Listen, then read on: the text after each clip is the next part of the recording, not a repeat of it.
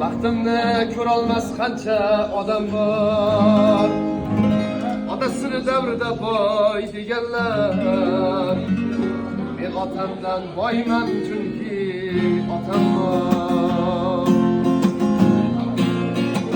Yetib borar ay choqini ko'zlasang, chiroqlar yuzlaridan so'zlasam, dushmanlari tirnoqdan izlasang, men otamdan boyman chunki otam bor. Birodarim davring kelmasin voy, urug'larim ko'ksingga minib qo'y. Davlat puldan emasligin ko'rib qo'y. Men otamdan boyman chunki otam bor. Izlarimni poylab yurgan qadam bor.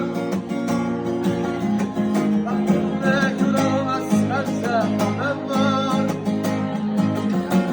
Otasini davrida boy deganlar. Men otamdan boyman chunki otam bor.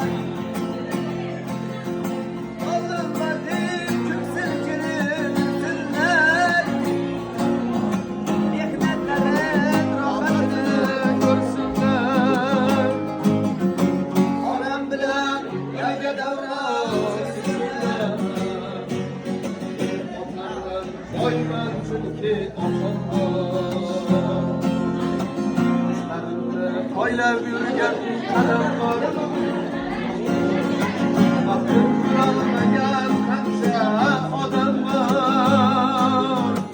Otasini davrida boy deganlar. Men otamdan boyman chunki otamdan. Men otamdan boyman chunki otam bor.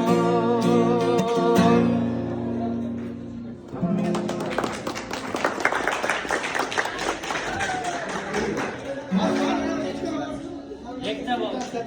Mazor hamdar.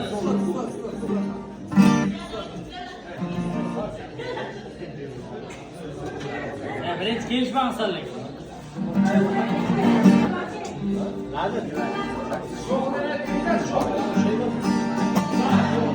Neden aparat?